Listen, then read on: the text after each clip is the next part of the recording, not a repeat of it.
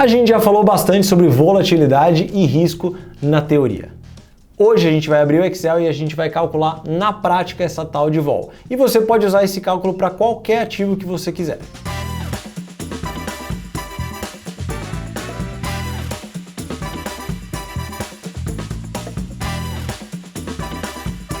Fala pessoal, sejam bem-vindos ao nosso primeiro vídeo prático. Se você tem visto a nossa série de como montar sua carteira de investimentos, você provavelmente passou por um vídeo que fala sobre risco. E talvez você gostou muito dos conceitos, mas não tem a menor ideia de como fazer aqueles cálculos na prática. Bem, hoje a gente vai abrir o Excel e vai fazer exatamente isso. O primeiro passo que você precisa é escolher um ativo para calcular o risco. No nosso caso, a gente pegou a série de cotas do fundo Zaratustra, que é o fundo da nossa gestora, que tem aí quase 10 anos de história, então é super legal para calcular o risco.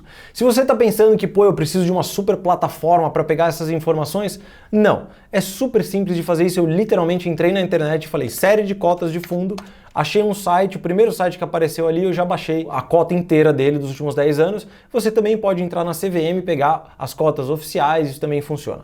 Então vamos dar uma olhada aqui nesse Excel, tá? Essencialmente o que a gente tem é uma coluna de datas, ou seja, desde o começo ali do fundo, a gente tem as cotas de cada um desses dias, começando, como eu falei, em 7 de março de 2012 até 21 de março de 2022, ou seja, 2 dias antes da gente começar a gravar esse vídeo. E o primeiro cálculo que a gente vai fazer é aquele de volatilidade, que é o cálculo talvez mais importante de todos. Mas se você acha que o conceito é muito complexo, eu vou explicar passo a passo como se calcula o desvio padrão, a volatilidade, para vocês entenderem. A primeira coisa que a gente precisa fazer é calcular a variação diária dessas cotas, porque lembra, a cota é um número absoluto, é o preço, digamos assim, daquele determinado ativo. Ele não quer te dizer nada em termos de variação, e o que a gente quer é a série de variação diária.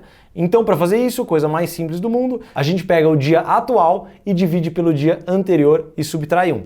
Isso aqui é a variação diária do fundo do dia 8 de março de 2012. E a gente vai fazer esse mesmo cálculo para todos os dias até o dia 21 de março de 2022. Obviamente, no primeiro dia não teve nenhuma variação, porque foi o dia que abriu o fundo, certo? Se você se lembra do conceito de desvio padrão, o que a gente está tentando calcular é o desvio da média, certo? Lembra daquele exemplo que a gente deu da sala de aula? Então, se a sala de aula tem média 7, mas você tem alguns alunos que são muito bons e vários outros que são ruins, não quer dizer que a sala de aula é boa. A gente quer fazer esse mesmo conceito para o seu ativo financeiro.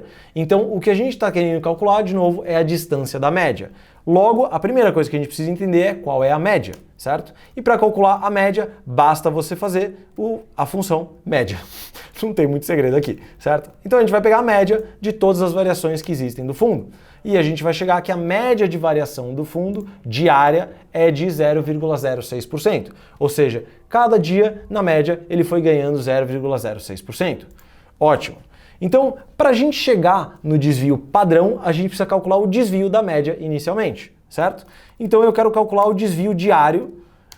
Toda vez que você tem uma variação, digamos assim, vou pegar essa variação aqui como exemplo, 0,03%. Se a nossa média é 0,06%, significa que nesse dia a gente estava a 0,03% de desvio da nossa média, certo? Então, essencialmente, eu estou fazendo um menos o outro. Novamente, sem muito segredo aqui. Eu só vou travar aqui a célula.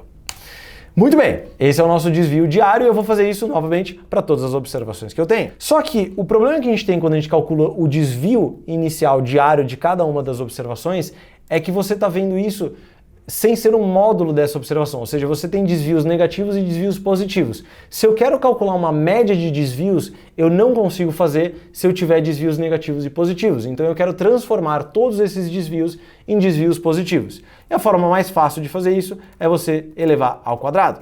Então é exatamente isso que eu vou fazer. Eu vou pegar aqui o desvio e vou elevar ao quadrado. Novamente, sem nenhum segredo aqui. Muito bem. Agora eu tenho todos os desvios em módulo, né, ou seja, elevados ao quadrado, da média que eu tenho calculado do meu determinado ativo. Então agora, tudo que eu preciso fazer é soma todas essas médias, sem nenhum segredo aqui, novamente, e eu vou dividir, né, essa soma pelo número de observações que eu tenho, pelo meu N, certo? Então esse aqui é o número de observações que eu tenho 2.500 observações, o que faz sentido, são 10 anos de história, 252 dias úteis, e aqui eu vou ter a minha variância, isso é super importante, né? A gente vai ter a nossa soma dividido pelo número de observações. Isso é a minha variância, porém isso não é o meu desvio padrão. O meu desvio padrão é a raiz quadrada desse número. Então eu vou fazer isso aqui, né? Na verdade é raiz quadrada desse número e voilá, esse aqui é o meu desvio padrão diário. Porém, a grande maioria das pessoas não acompanha o desvio padrão diário, eles normalmente acompanham o desvio padrão anual. Então, para eu fazer isso, eu preciso fazer o desvio anualizado. E aí não me pergunta como faz isso, porque isso é uma coisa muito mais técnica, mas o que a gente vai fazer é multiplicar pela raiz de dias úteis do ano.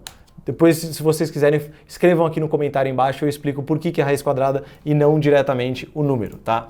E aí a gente chega finalmente no nosso desvio padrão anual. Então, o Zaratustra tem um desvio padrão de 12,30% anual, tá certo? Lembrando daquele nosso vídeo, significa que se você for fazer um intervalo de confiança, você vai ter em volta da nossa média, né? Eu vou fazer aqui a nossa média diária só para vocês terem uma ideia. A nossa média anual, desculpa. Então a nossa média anual é de 15%, ou seja, o fundo rende na média anualmente 15%. Se eu quero fazer um intervalo em cima disso, eu vou jogar 2 vezes o desvio padrão para cima, 2 vezes o desvio padrão para baixo. Se o nosso desvio é 12,3, então eu vou jogar 24 para cima e 24 para baixo. Tá certo? E aí você deve estar me pensando, caramba, Rodrigo, isso é muito difícil de fazer, um cálculo super complexo, não dá para fazer. Ótimo. O nosso maravilhoso Excel, com uma tecnologia ótima, a gente tem uma função que resolve tudo isso em uma conta só. Então a gente tem o desvio padrão em cima da nossa variação. Pronto. Lá está o mesmo número que a gente chegou, o desvio padrão diário.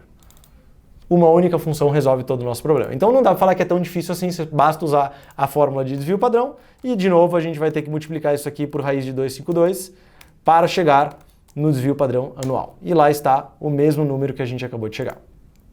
Tá certo? Então, você vê que assim, é relativamente fácil de você conseguir calcular o risco e a partir desse risco você vai entender como isso se encaixa na sua carteira. Então, eu espero que tenha te ajudado a fazer esse cálculo na prática. Depois tem outros cálculos que a gente pode entrar em mais detalhes, mas eu queria pelo menos dar para vocês a volatilidade, que é um cálculo relativamente simples de fazer e com o Excel ainda mais fácil. Muito obrigado e até a próxima. Rolling 2. Ih, peraí. Não, você parou agora. Não foi por isso que eu fiz a lei. Ih, wait just a second, my friend. Para um sorriso mais branco. Ali tá rolling, é melhor separar aquele monte de coisa teórica, então... Né? Como isso funciona... Tá. Não, mas é bom. Tá.